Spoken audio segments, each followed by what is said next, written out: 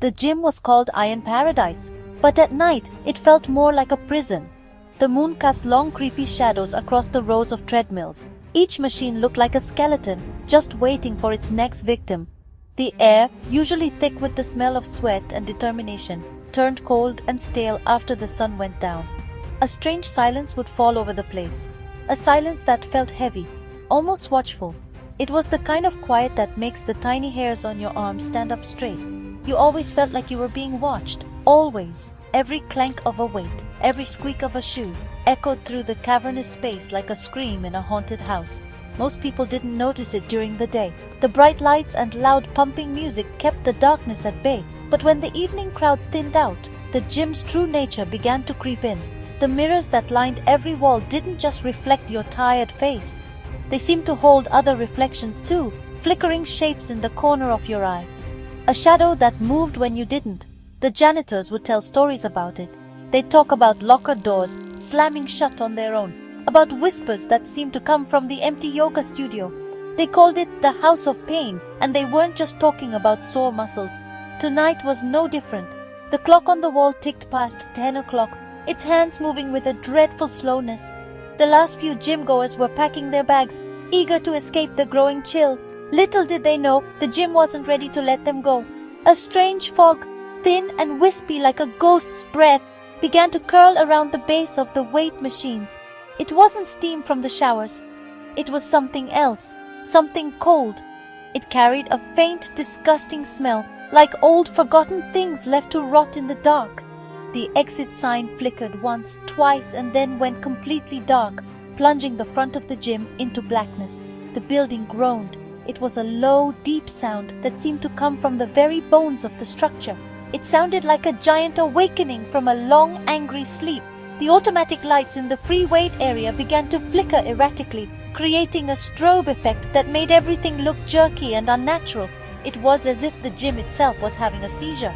The few people left inside paused, a nervous feeling crawling up their spines. They looked at each other, their faces pale in the flashing lights. They thought it was just a power surge, a simple electrical problem. They were wrong, so very wrong. The nightmare was just beginning. 4 people remained. There was Chad, a bodybuilder who seemed to live at the gym. His muscles were so big, they looked like they might pop. He was admiring himself in the mirror, as usual, completely unaware of the creeping dread. He flexed a bicep, a goofy grin on his face. Then there was Brenda, a college student who always studied on the stationary bike. Her headphones were blasting pop music, her textbook resting on the console. She was trying to cram for a history final. Her world shrunk down to the pages in front of her. She didn't hear the strange noises. She didn't feel the cold. Also present was Mark, the young guy who worked the front desk. It was his job to lock up. He was skinny and a little shy, and he hated being here this late. He kept glancing at the clock, nervously jingling the keys in his pocket. He just wanted to go home and watch old horror movies, not live in one. His eyes darted around the cavernous room, trying to convince himself that the creepy sounds were just the building settling. But the feeling of being watched was stronger than ever tonight. He felt a cold draft, even though all the doors and windows were sealed shut for the night. A shiver ran down his spine, a cold premonition of doom. Finally, there was Jessica, the yoga instructor. She had stayed late to practice a new routine in the studio. She was calm and graceful, but even she couldn't ignore the gym's weird vibe. As she stretched, she saw a flicker of movement in the mirror behind her. A dark shape, tall and thin. When she spun around, there was nothing there, just her own reflection looking back with wide, frightened eyes. She told herself it was just a trick of the light. But her heart was pounding in her chest like a drum. The peaceful energy of her studio was gone, replaced by something cold and hostile. Chad finally tore his eyes away from his reflection. "Hey Mark, is the power going nuts or what?" he boomed, his voice echoing in the sudden silence. The lights had stopped flickering and were now just a dim, sickly yellow. Brenda pulled off her headphones, frowning. "What's going on? It's freezing in here." Jessica walked out of the yoga studio, her face pale. "The door to my studio just locked by itself," she said, her voice trembling slightly. Mark fumbled with his keys, his hand shaking. I don't know," he stammered. Let's all leave together." He walked toward the main entrance, the others following close behind. The real horror was about to begin. Mark reached the front doors. They were huge, made of thick glass and steel. He pushed on the bar. Nothing happened. He pushed again, harder this time, his shoulder slamming into the glass. The door didn't budge.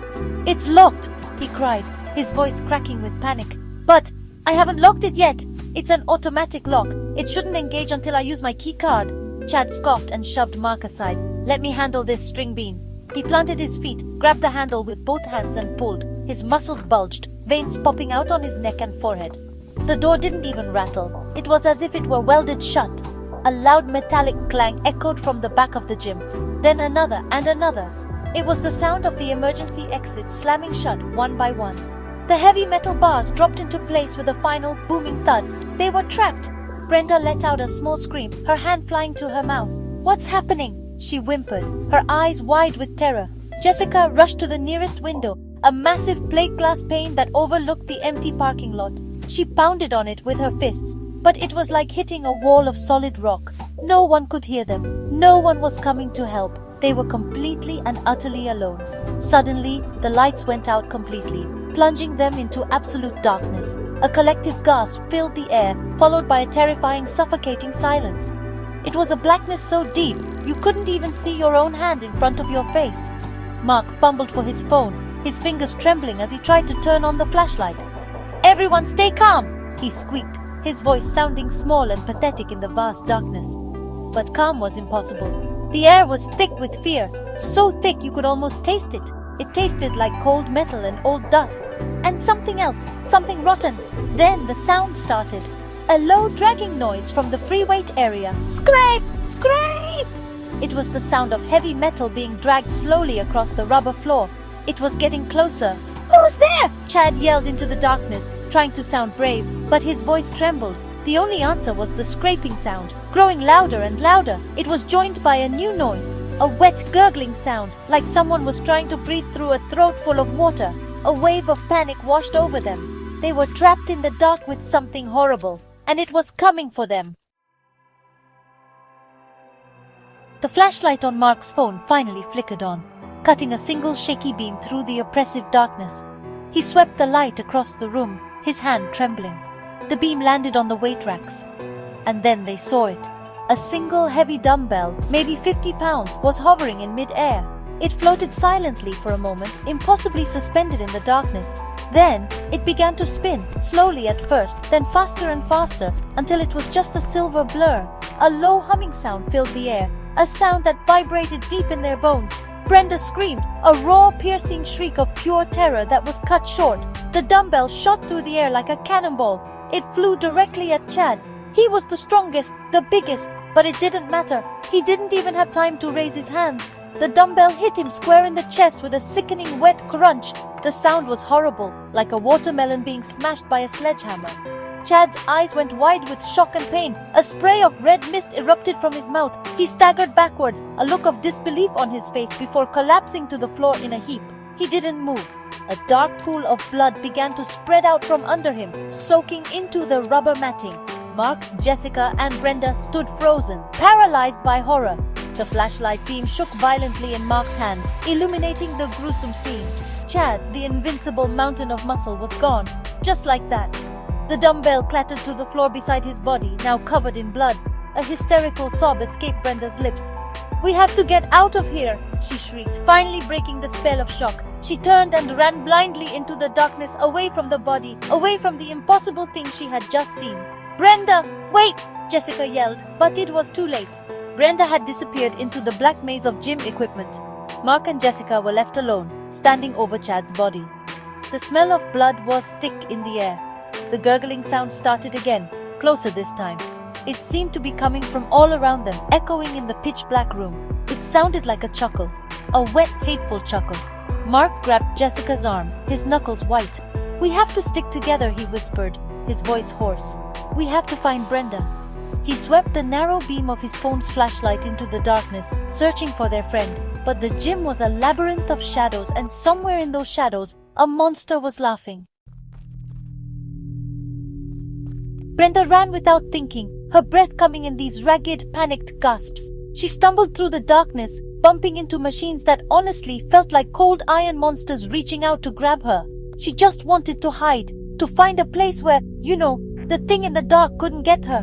Her hands found a door. She fumbled with the handle, pushed it open and stumbled inside, slamming it shut behind her. She leaned against it, sobbing, her body shaking uncontrollably. She didn't even know where she was. The air was warm and thick with moisture. It was the steam room. She had found the steam room in the women's locker room. She sank to the tiled floor, just trying to catch her breath. For a moment, she felt this flicker of relief. It was a small room, a contained space. She could see the whole room, even in the dim light filtering from under the door. Nothing could sneak up on her here, or so she thought. A loud hiss suddenly filled the small room. Thick white steam began to pour from a vent in the wall. It wasn't the gentle, relaxing steam she was used to. This was a scalding, aggressive cloud that filled the room in seconds, completely blinding her. The temperature shot up, becoming unbearably hot. It felt like being cooked alive. Brenda screamed as the hot steam burned her skin. She scrambled back to the door, her hands slapping against the hot, wet wood, searching for the handle. But she couldn't find it. It was gone. The metal handle had simply vanished. Panic turned to agony as the steam grew hotter and hotter. It was hard to breathe.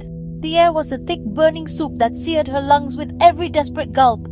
She could feel her skin blistering. Through the roaring hiss of the steam, she heard that gurgling laugh again. It was right outside the door, enjoying her suffering. Mark and Jessica heard her screams. They were horrible, muffled screams of pure agony that seemed to come from the locker rooms. "Brenda!"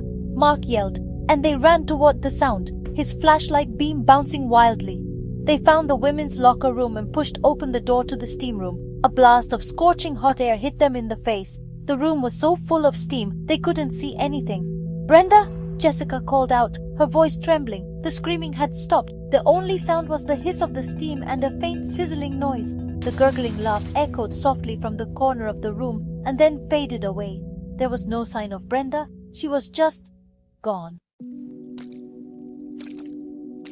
Mark and Jessica stumbled back out of the steam room, gasping for air. The horror was just too much. 2 of their friends were gone, dead. They were being hunted. "What is happening?" Jessica whispered, tears streaming down her face. "What wants to kill us?" Mark shook his head, his mind racing.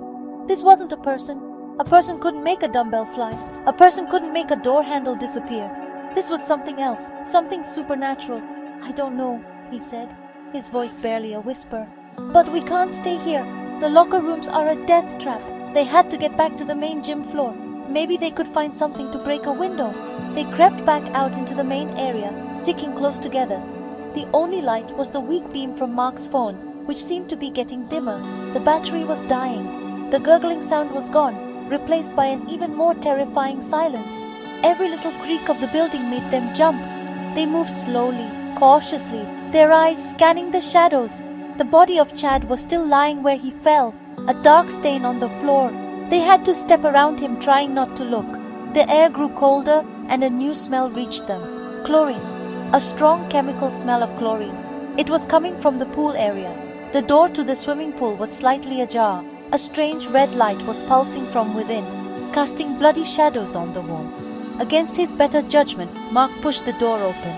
They both gasped. The entire pool, a huge Olympic-sized swimming pool, was filled not with water, but with blood. Thick, dark, bubbling blood.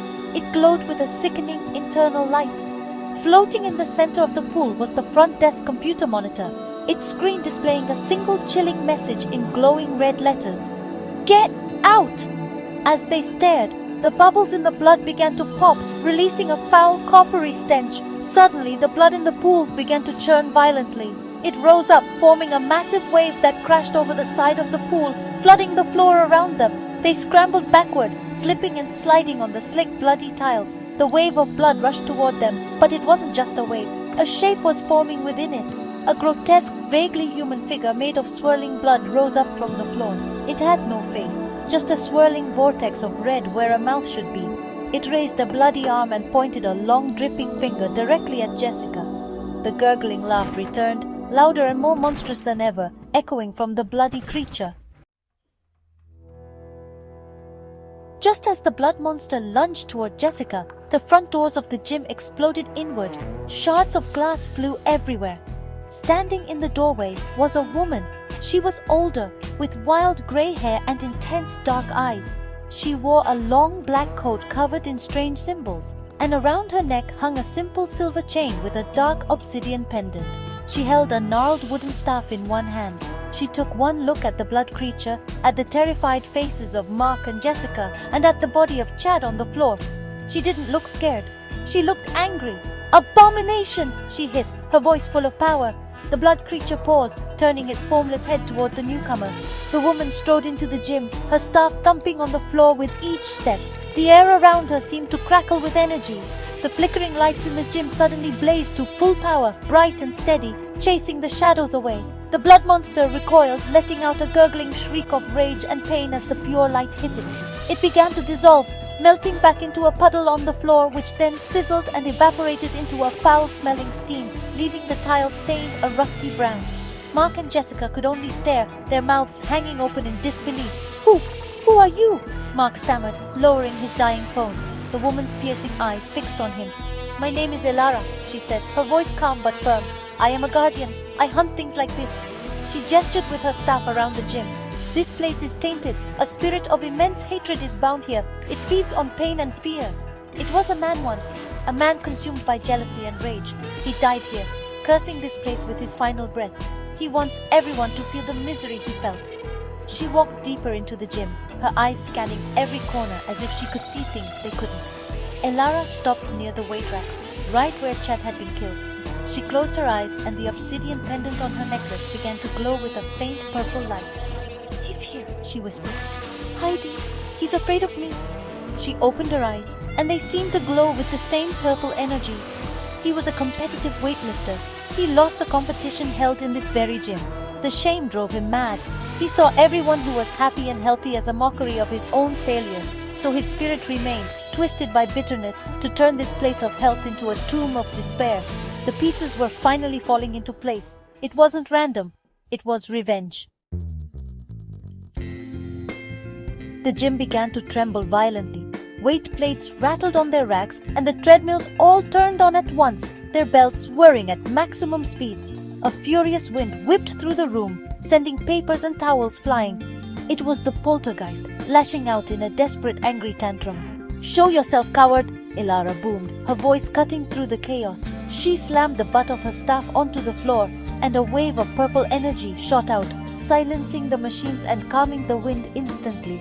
The gym fell silent once more, but the silence was filled with a tense, hateful energy.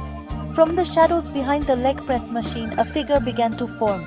It was a shimmering, transparent shape of a man. He was huge and muscular, much like Chad had been, but his form was twisted and distorted. His face was a mask of pure rage, his eyes burning like hot coals. A low, guttural growl emanated from him. This was the spirit, the ghost of the failed weightlifter. "This is my house of pain!" the spirit roared, its voice a chorus of angry whispers that seemed to come from everywhere at once. "All who find joy here will suffer. All will fail as I fail." The ghost shot forward, a blur of spectral energy, aiming directly for Elara. But the witch stood her ground. She raised her staff, and a shield of shimmering purple light erupted around her, Mark and Jessica. The ghost slammed into the shield with incredible force, letting out a shriek of frustration as it was thrown backward. "Your pathetic anger is no match for this," Elara said calmly, her focus entirely on the spirit. She began to chant in a language Mark and Jessica didn't understand. The words were ancient and powerful, and with each one she spoke, the obsidian pendant around her neck glowed brighter and brighter. The ghost roared in defiance and began hurling objects at them. Dumbbells, weight plates, and even an entire exercise bike flew through the air, only to shatter harmlessly against Elara's magical shield. The spirit grew more and more frantic, its form flickering and weakening as Elara's chant grew stronger. She pointed her staff at the ghost and a beam of pure purple light shot out, enveloping the raging spirit. The poltergeist thrashed and screamed, its hateful cries echoing through the gym as the light constricted around it, pulling it, stretching it, drawing it inexorably toward the glowing black stone on Elara's necklace. The fight was over in a flash. The screaming spirit was pulled from the air, compressed into a single shrieking point of light, and sucked directly into the obsidian pendant. The necklace flared with a blinding purple light, and then everything went still. The gym was quiet. The oppressive, cold atmosphere was gone, replaced by a simple, empty silence. The bright lights hummed overhead. The emergency exits clicked open. The nightmare was over. Mark and Jessica looked at each other, then at Elara, their faces a mixture of relief, exhaustion, and utter awe. They were alive. Elara lowered her staff, taking a deep breath. She looked tired but triumphant. She touched the obsidian pendant hanging around her neck. It was no longer glowing. It was just a piece of polished black stone on a silver chain. "It is done," she said softly. "The spirit is contained. It can harm no one else." She looked at the devastation around them. The shattered glass, the bloodstains, the body of Chad. The living must now deal with the scars left behind. The authorities will have many questions. Tell them there was a gas leak, an explosion. They will not believe the truth. Mark found his voice. "Thank you," he said, the words feeling small and inadequate. "You saved us. We owe you everything." Jessica nodded, still too shaken to speak. Elara gave them a small, sad smile. "Just live," she said. "Honor the friends you lost by living well. That is payment enough." She turned and walked toward the shattered front entrance, her black coat swirling around her. She paused in the doorway and looked back, her dark eyes filled with a strange intensity. And stay away from places that are filled with this much misery. Hatred is a poison that can linger for a very long time. With that, she was gone, disappearing into the pre-dawn light. Mark and Jessica were left alone in the wreckage of the gym. As the first rays of sun began to stream through the broken doors, Mark noticed something on the floor where Elara had stood. It was the necklace. She must have dropped it. He picked it up. The obsidian stone felt cold in his hand, unnaturally so. He held it up to the light and his heart skipped a beat. He could see a tiny hairline crack on the surface of the stone, a crack that hadn't been there before. And from deep within the stone he thought he could hear a faint, angry whisper, a promise of revenge.